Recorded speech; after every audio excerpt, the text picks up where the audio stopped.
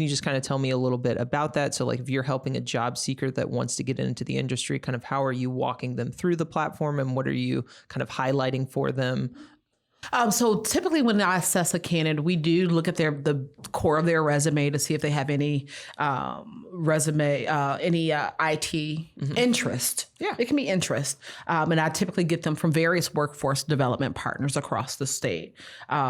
So that's their first sort of coming in. Then I have a conversation with them just to see how much they know, what type of job they're really looking for. Are they going into cyber because they heard it on the radio and saw it on TV and say, oh, I can make a whole lot of money? But is this something that they're really interested in? And do they realize that if you're inside of a SOC, you may be looking at a screen or alerts for 8 hours a day? And are you that type of person? So I just sort of garner their interest. And then from there, I immediately have them watch a 4-hour intro to IT and cyber module in Cybrary, because I know there's parts of Cybrary that's free. There's other parts that are paid. So if I'm going to share with you a paid seat, I have certain expectations when it comes to learning. And so I have them sort of watch that module, which again gives them ideas as to what role they may want to consider. And then if they say, well, I've done networking or I've worked in a SOC and this is who I am, I immediately assess them on what they've told me that they've done. And I just, I assess them. You have a week to get it done. I look at the reports and say, okay, Mr. Networker, you scored 40%. Yeah. Let's talk about this. Yeah. Let's get on the same page here about where your skills are. Yes. And so,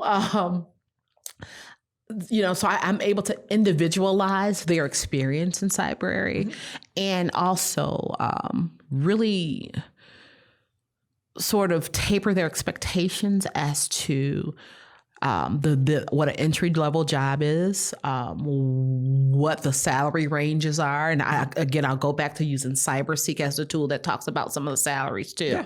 And sort of what the career pathway. So you work as a SOC 1 for 6 months. And if you're good, okay, you move to SOC 2, you move to SOC 3, you do, you go CEH, you're on a red team. And so I counsel them on what that career path looks like for them. So I really love the fact that Cybrary gives me the ability to do individual assignments, individual assessments, and individual career pathway, but it's all part of a larger goal, and that is getting people to jobs. Absolutely. But I want to get them to the right job where they're passionate and can see the path forward. Yeah.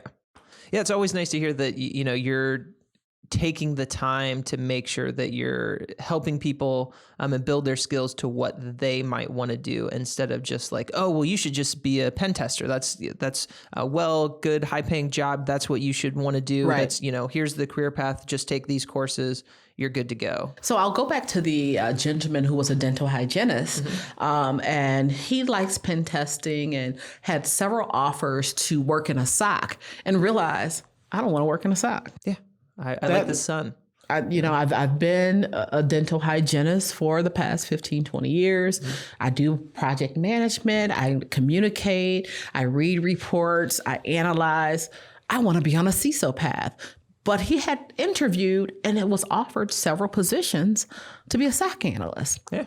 Because they, the recruiter said, oh, he's good, we know. But he said, that is not who I am. I don't want to sit in a SOC for 10-hour days. Yeah. So that was a great sort of example where we individualized his experience and sort of helped him do a complete career change and a path forward. Shout out to him, though I won't say his name, but shout out to him for having the wherewithal to say, I do want to be a career changer. And I know that it is going to be a process and identifying what he's good at. That's a hard thing to understand, is that, when you're being offered something, a role or something like that, and having kind of the knowledge to be like, well, I know that this would be a good move, but it's not my move. It's not what I want to do. Right. So that is something that just kind of takes a little like maturity or just understanding on somebody's part to just be like, I could do this and I probably would do very well, but that's not what I want to do. That's not what I want to spend, my time doing.